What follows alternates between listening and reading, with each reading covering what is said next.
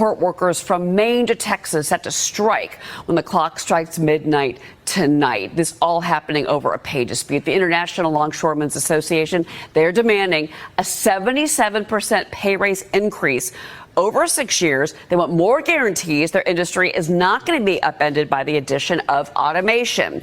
Last night, the ILA confirming its workers will be striking. Now, this strike could cost the economy up to $5 billion per day and lose more than $7 billion in GDP per week for the U.S. economy. President Biden yesterday again saying he will not stand in their way. Watch. Mr. President, will you intervene in the dock workers' strike if they go on strike on Tuesday? No. Why not?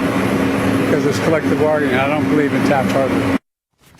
Joining me now, American Trucking Association's President and CEO, Chris Spear. Chris, good morning to you. Give us your assessment of where we are right now. It seems that the negotiations are at a standstill. They are, Sharon. Thanks for having me on. Listen, we're less than 18 hours out, and this president's saying it's collective bargaining. Well, that's true if they've actually been to the table. They haven't met since June.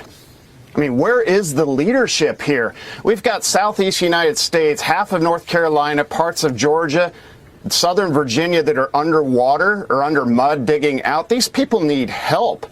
And now we're going to shut down 36 ports. All the commerce going in and out of this eastern half of the country, 46% of all agriculture is exported out of our East Coast ports. This is not the time for a strike. This administration needs to get these parties to the table and get a deal. They're derelict. They're not anywhere near this negotiation. So this needs to get called out, and I appreciate you shedding light on it. Well, obviously the supply chain, and I'm glad that you brought up the point, especially for the state of North Carolina right now, which is just facing mass devastation from Hurricane Helene. Let's talk about your association. You're moving over 72% of the nation's freight by tonnage. You're saying 46% of containerized agricultural exports departs, again, you just mentioned that, from these East Coast ports. So let's talk about the kinds of foods that are and the products that are in those containers. You mentioned the number, but give me some specific examples, because as you're saying, these are crucial supplies that need to go to these eastern states. Well, absolutely. Let's start with farmers. Let's start with agriculture. The things that are going to perish first are fruit, produce.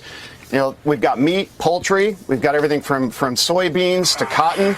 All these things in the first week are going to be the products that are going to show up on the shelves first.